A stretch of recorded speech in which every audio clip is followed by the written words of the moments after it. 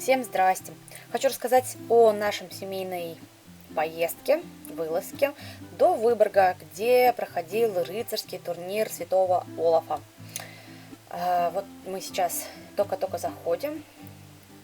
Неровной, дрожащей рукой пытаюсь вам показать, что, где и как. Тут вот зарисовка рыцарских палат, как они себя обустраивали во время походов. Вот, очень много людей было, очень много. Этот рыцарский турнир идет 2 дня, суббота, воскресенье. Мы приехали только чисто на субботу. У нас не совсем не срослось на 2 дня, к сожалению. Вот тут идет чеканка монет. Детям показывают, как ранее чеканили и выбивали всякую гравировку на монетах. Естественно, кувалда еще та тяжесть. Ее еще попробуй кто подними. Вон, наверное, папа или кто взял побольше. Ну, тут ребенок вообще не справится. Ну, без помощи, конечно. Опа-на. Ладно, идем дальше. Тут, конечно же, были палатки, где продавались разные сувенирчики, игрушки. Вот крепость. Это Выборгская крепость.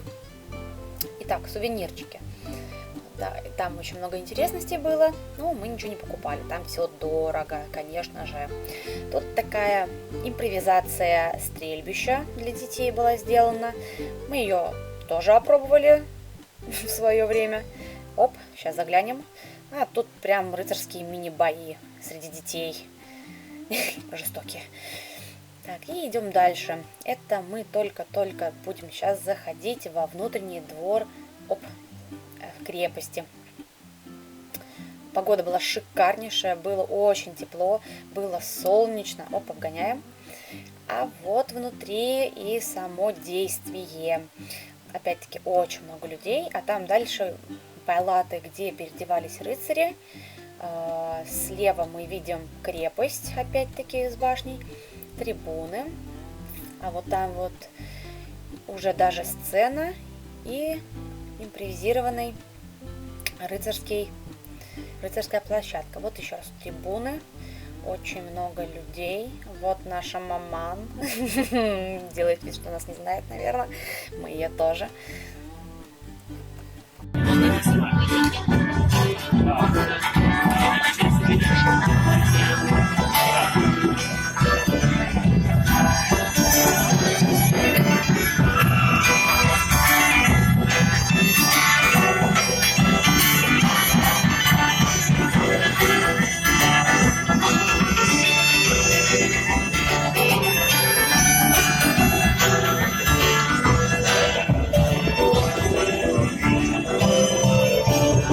Так, а тут мы нашли как раз-таки раздевалку, можно сказать, для рыцарей, где они одевали свои доспехи.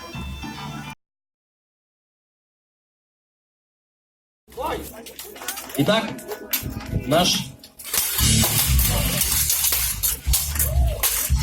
Ты жива-то? Ну, короче, Рома просто тут слюной капает, я не могу отскочить пока. Ну, так, Уважаемые рыцари, у меня есть, не знаю, предложение, просьба. Давайте попытаемся сражаться на схожих мечах. То есть там мечи отличаются длиной рукояти, собственно, весом. И если вдруг у вашего оппонента подобного меча, может быть, в собственных арсеналах нету, есть всегда альтернатива, это полуторные мечи, кои у нас единообразны и с одинаковым весом. Иначе я думаю, что судам будет не так интересно следить за вашими подвигами. Они любят, когда рыцари в равных условиях у нас находятся. Я думаю, то, что уважаемые зрители меня поддержат.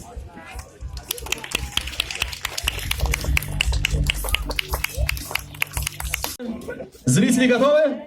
Да. Давайте с нашими аплодисментами мы подтвердим свою готовность. Благородные сеньоры, прекрасные дамы, мы, кстати, видим противостояние 2 школ доспехостроения. На господине Ойгене Иверсоне мы видим итальянские латы, соответственно, Немецкие. Больше они итальянские, под влиянием Италии. И, соответственно, господин Тинклиген одет в немецкую такую раннюю готику. Оба рыцаря очень хорошо физически подготовлены, прекрасными техниками обучены. И